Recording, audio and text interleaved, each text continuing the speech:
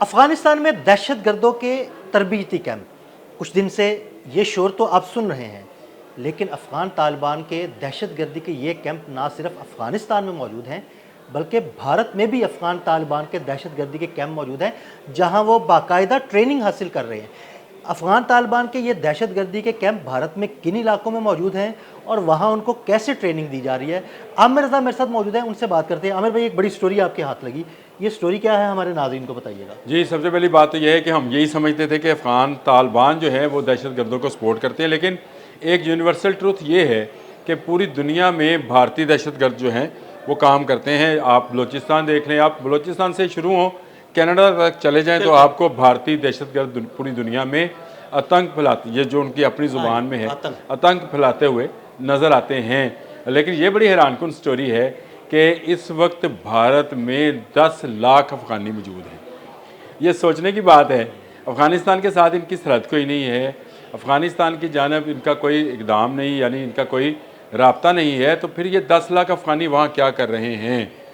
ये 10 लाख अफ़गानियों में से ज़्यादा तादाद उन अफ़गानियों की है जो तालिबान हुकूमत बनने के बाद जाकर इंडिया में बसे।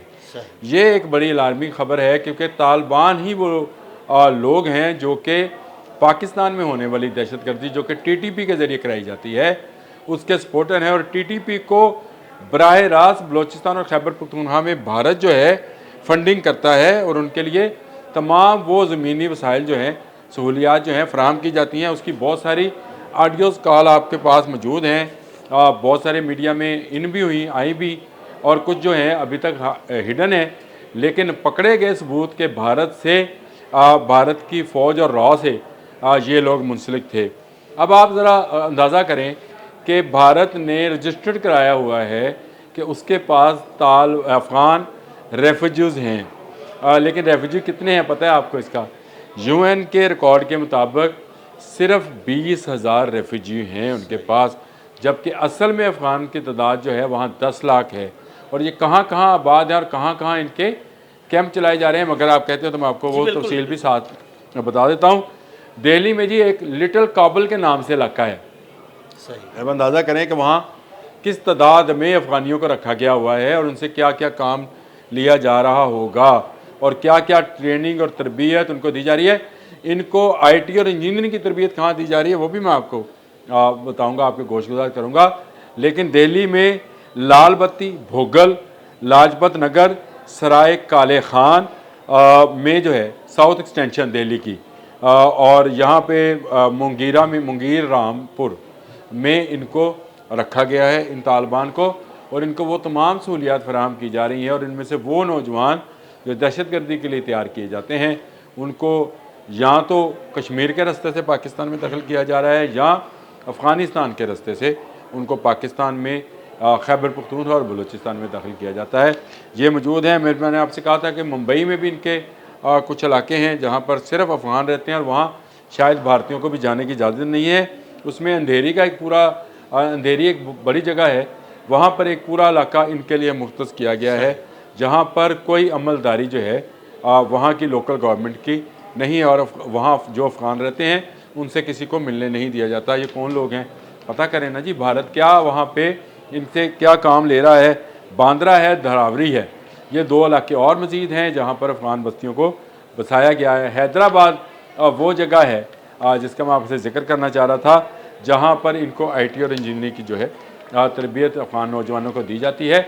और किस मकसद के लिए दी जाती है? जो ये सैटेलाइट फ़ोन है ये कैसे इस्तेमाल होगा, ये जो जदीद वेपन्स हैं इसको कैसे इस्तेमाल किया जाएगा, ये जो साइबर इंजीनियरिंग है ये क्या चीज़ है, ये सारी मालूमात और ये सारा इल्म जो है भारत इसको सिखा रहा है, ना सिर्फ इन तालिबान को, इन अफ़गानियों को, इन दहशत गर्दों को, बल्कि उसके ज़रिए वो अपने मकासद जो पाकिस्तान दुश्मनी के मकासद हैं उनको भी हासिल कर रहा है। तो इसलिए इस वक्त जो है दोनों मुल्क मिलकर, एक तरफ से हमारी अगर आप कहें कि मगरबी सरहद पे अफ़गानिस्तान और मशरक़ी सरहद पे भारत जो हैं मौजूद हैं, जो कि मिलकर ये सारा प्रोपेगेंडा, मेरी नज़र में तो ये वही 20-22 हज़ार वो रेफ्यूजीज़ थे जो किसी ज़माने में 79-80s में भारत जाने में कामयाब हुए थे, वही मौजूद थे। ये वो लोग थे जो मुख्तलिफ़ मुल्कों से डिपोर्ट हुए और उनको कहीं जगह नहीं मिली तो वो भारत में चले गए थे। लेकिन मेरे लिए चंबे की बात यह थी दिल साहब कि तालिबान हुकूमत के दौर में सबसे ज़्यादा अफ़गानी इंडिया में जाकर बसे। ये कौन अफ़गानी है इसका यूएनओ के पास भी रिकॉर्ड नहीं है। और आप मुल्ला मुत्तकी जो हैं, जब पाकिस्तान पर जंग मुसल्लत की जा रही थी, जंग मई, उस वक्त दिल्ली में क्या कर रहे थे?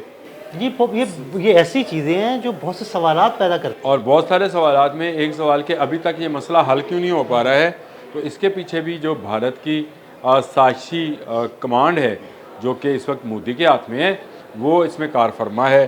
उनके जितने लोग हैं वो इसी काम पर लगे हैं कि किसी तरह से पाकिस्तान को किसी एक महाज पर तो शिकस्त दी जा सके। अल्हम्दुलिल्लाह अभी तक तो ये कामयाब नहीं हो, ना ही क़यामत तक होंगे।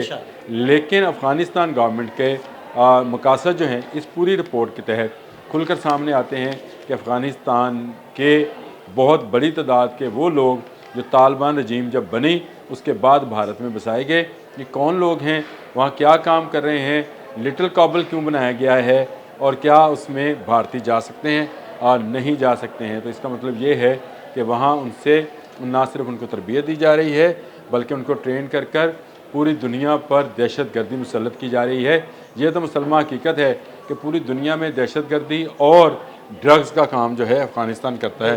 अफ़गानिस्तान इस काम में नंबर 1 है, इसलिए हम अफ़गान रेफ्यूजीज़ को यहाँ से निकाल रहे हैं। लेकिन भारत में इनको किसी ख़ास मकसद के लिए बसाया गया है। भारत में इनका होना सिर्फ इसलिए है कि भारत चाहता है कि इनके ज़रिए, ख़ुद तो उसमें अब हौसला नहीं है, इनके ज़रिए जो है पाकिस्तान में दहशत गर्दी या जो उनकी ज़ुबान है आतंक फैलाया जाए और यहाँ पर मासूम लोगों की जानें ली जाएँ।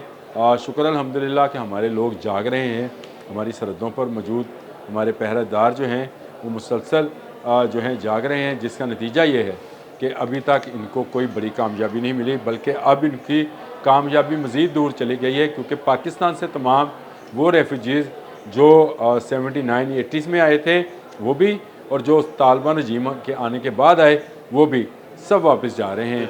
ये सब वापस चले जाएंगे तो उसके बाद अमन और सुकून हो जाएगा। लेकिन भारत अपनी साजिशें जो है वो जारी रखेगा। आज देख लें कि वहाँ पर 10 लाख अफ़गानी मौजूद हैं, रजिस्टर्ड सिर्फ 20,000 हैं।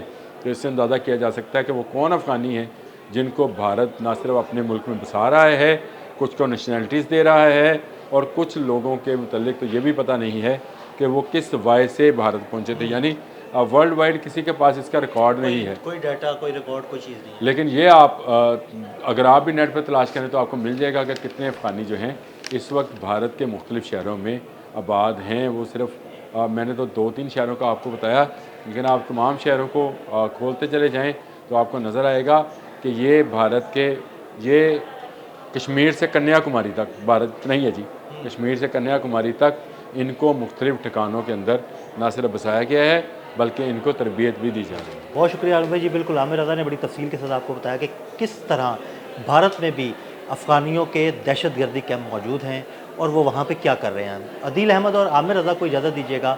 अल्लाह हाफ़िज़।